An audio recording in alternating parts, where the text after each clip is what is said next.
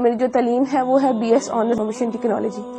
میں پیدائشی قادیانی تھی اور الحمدللہ 1 سال پہلے اللہ تعالیٰ نے مجھے ہدایت دی اور میں نے اسلام قبول کر لیا اور الحمدللہ میں مسلمان ہوں. ہمارے خاندان میں جو قادیانیت ہے وہ میرے دادا جو ہیں ان کی وجہ سے آئی. میرے دادا وہ لوگ 2 بھائی تھے, فتح محمد اور حسین محمد.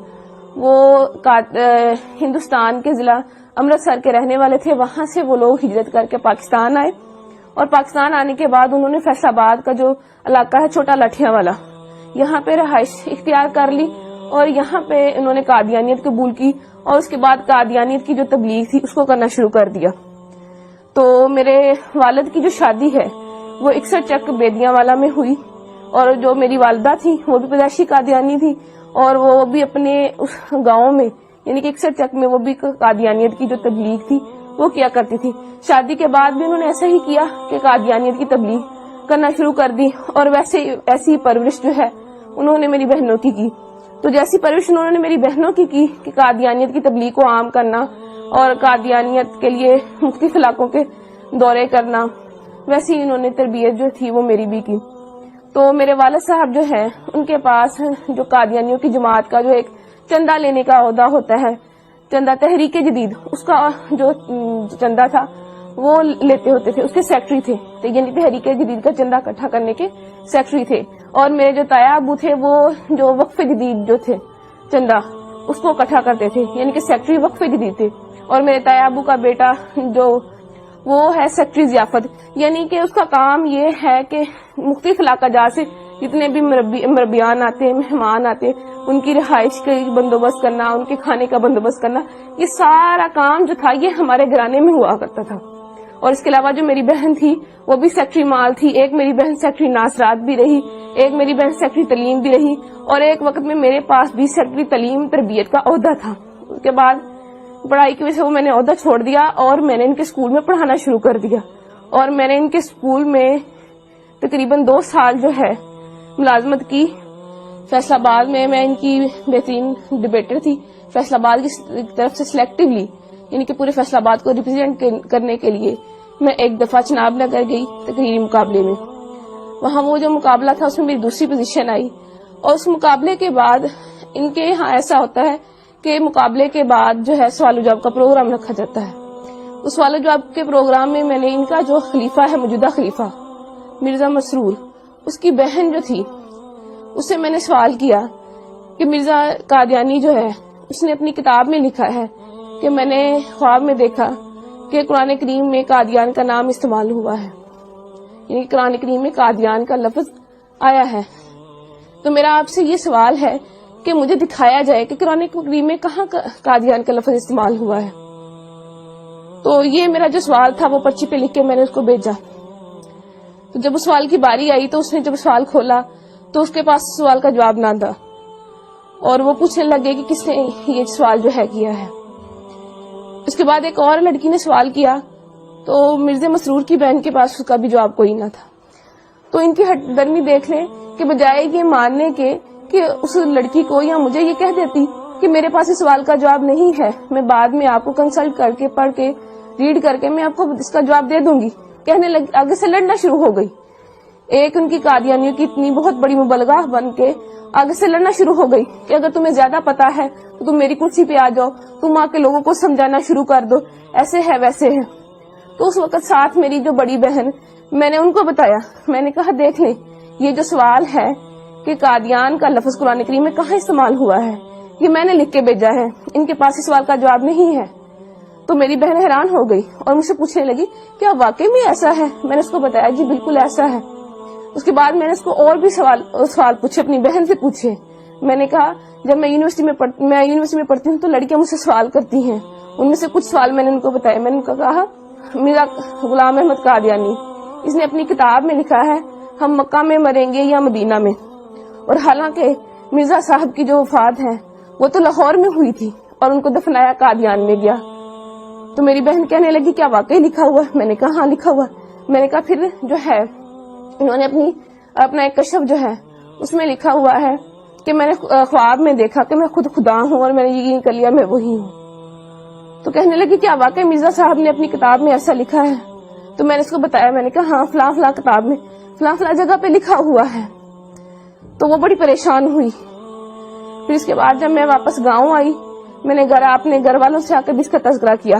रात को बैठे हुए थे, मेरे वाले साहब भी बैठे थे, मैंने अपने वाले साहब से भी तज़किरा किया। मैंने कहा अब्बू ऐसे ऐसे वहां पे जो भी हुआ मैंने उनको बताया। तो मेरे अब्बू पूछने लगे क्या वाकई लिखा हुआ है। इसके अलावा फिर मैंने उनको और भी हवालाजात दिए, जैसे कि मिर्जा साहब ने मुसलमानों को गालियां दी हैं, या मिर्जा साहब ने ये कहा है कि अल्लाह ताला ने मेरे घर पैदा होना है। तो ये बातें सारी सुन के मेरे अबू बहुत परेशान हो गए। उसके बाद जो था मेरी अम्मी ने वो हमें इस मतलब टॉपिक पे बात करने से मना कर दिया। मेरे इस्लाम कबूल करने की वजह कुछ यूं बनी कि मैंने तालीम मुकम्मल करने के बाद एक स्कूल में जो है बतौर टीचर इंटरव्यू दिया और वहां मेरी सिलेक्शन हो गई। एक दिन हम ब्रेक के वक्त बैठे हुए थे तो अचानक मजहबी गुफ्तगू जो थी वो शुरू हो गई। तो हमारे स्कूल के जो प्रिंसिपल साहब थे उन्होंने कादियानियत के मौजू पे बात करना शुरू कर दी। तो चूंकि मैं कादियानी थी तो मैंने भी इसमें हिस्सा लेना शुरू कर दिया। मैंने भी उनको बताया कि कादियानियत के मैं फजाइल और मराकब जो थे वो उन्हें बताना शुरू कर दिए, क्या कादियानियत ऐसे है वैसे है, यानी कि कादियानियत की एक बड़ी अच्छी तस्वीर मैंने उनको बताना शुरू कर दी। लेकिन वो जो थे प्रिंसिपल साहब, उनको पता था कि कादियानियत कैसा कुफर है, कैसी गलाजत है, कैसी गंदगी है। तो उन्होंने कादियानियत की जो अकायद थे वो बताने शुरू कर दिए कि कादियानी जो है तो नऊज़ुबिल्लाह मिर्जा कादियानी खुद को खुदा कहता है, खुद को मोहम्मद रसूलुल्लाह सल्लल्लाहु अलैहि वसल्लम कहता है, तौबा नऊज़ुबिल्लाह कलमा की तौहीन करता है और मुसलमानों को गालियां देता है, अहले बैत तहर की शान में गुस्ताखी करता है, सहाबा की शान में गुस्ताखी करता है। जब ये तमाम बातें मैंने सुनी तो मैं इतना डर गई कि मैं बहुत ज्यादा खौफजदा हो गई और मुझे बिल्कुल जो था वो चैन नहीं मिल रहा था कि कैसे एक शख्स जिसको हम नबी मानते हैं वो कैसे इतनी गुस्ताखियां कर सकता है, कैसे अल्लाह पाक की शान में गुस्ताखी कर सकता है या आप सल्लल्लाहु अलैहि वसल्लम की शान में गुस्ताखी कर सकता है। तो मैं घर आती हूँ तो मैं सो जाती हूँ और मैंने जब ख्वाब देखा तो मैं वो ख्वाब देख के बहुत डर जाती हूँ। ख्वाब कुछ इस तरह है कि मैं अपने घर के बाहर मौजूद हूँ, गर्मियों के दिन है, सख्त गर्मी है और मैं गली में अकेली मौजूद हूँ, मेरा सर भी नंगा है और मेरे पाँव भी नंगे हैं। तो मैं डर के मारे दौड़ना शुरू कर देती हूँ कि मुझे कोई मार ना दे।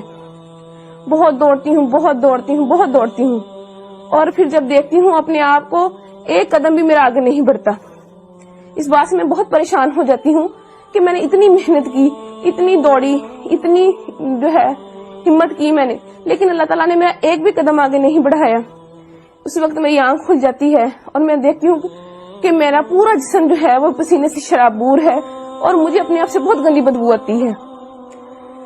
फिर इसके बाद ये ख्वाब जो है मुझे मुतवातर आया और जब भी आता मुझे ऐसे ही डरा जाता। इसके बाद चंद दिन बाद मैं स्कूल गई तो वो जो स्कूल के प्रिंसिपल साहब थे वो मिर्ज़ा कादियानी की किताबें लेके, रूहानी खजाइन की मुख्तलिफ जिल्दें लेके बैठे हुए थे। उन्होंने मुझे बुलाया और मुझे कहने लगे कि जो जितनी बातें मैंने तुम्हें यानी कि जितने कादियानियों के अकायद मैंने तुम्हें बताए हैं, अगर मैं तुम्हें इन किताबों से दिखा दूं तो क्या तुम यकीन कर लोगी? मैंने उन्हें कहा जी मैं जरूर यकीन करूंगी। तो उन्होंने जो है किताबें खोली और जितनी बातें जो मैंने आपसे पहले बयान की उन्होंने मुझे मिर्ज़ा कादियानी की किताबों में से दिखाई और वो किताबें मिर्ज़ा कादियानी की लिखी हुई थी। रवा की जो है ज़ियाउल इस्लाम प्रेस वहां से शाया हुई थी। इसके बाद जो है मेरी मुलाकात, जो मेरे दिमाग में शुकूक व शुबहात थे या सवालात थे तो उनको दूर करने के लिए मेरी जो मुलाकात थी वो एक साबिक कादियानी जो कि अब मुसलमान हो चुके हैं और खत्म नबूवत के बहुत बड़े मुबल्लिग हैं, इरफान महमूद बर्क साहब, उनसे मेरी मुलाकात हुई। तो उन्होंने जितने भी मेरे शुकूक व शुबहात थे वो सारे दूर किए और कादियानियत की जो गलाजतें थी जो मुझ पे नहीं खुली थी वो खोल कर मुझे बयान की। और उनकी जो किताब थी कादियानियत साइंस इस्लाम के कटहरे में, उन्होंने मुझे वो पढ़ने के लिए दी। तो इसको पढ़ के जितने भी मेरे दिमाग में सवालात थे वो सारे के सारे वो खत्म हो गए। तो इसके बाद फिर मैंने मिर्ज़ा कादियानी पे और कादियानियत पे करोड़ों लानतें भेजने के बाद आप सल्लल्लाहु अलैहि वसल्लम की गुलामी में आ गई और कलमा तैयबा पढ़ के इस्लाम कबूल कर लिया। इसके बाद जब मैं घर गई मैंने अल्लाह ताला से जाके दुआ की कि अल्लाह ताला मुझे कोई रास्ता बता, कि मुझे कोई ऐसा निशान दिखा कि मुझे पता चल सके कि मैंने आज जो किया मैं सच पे हूँ, मैं हक पे हूँ। तो मैं जो है मैं सो गई।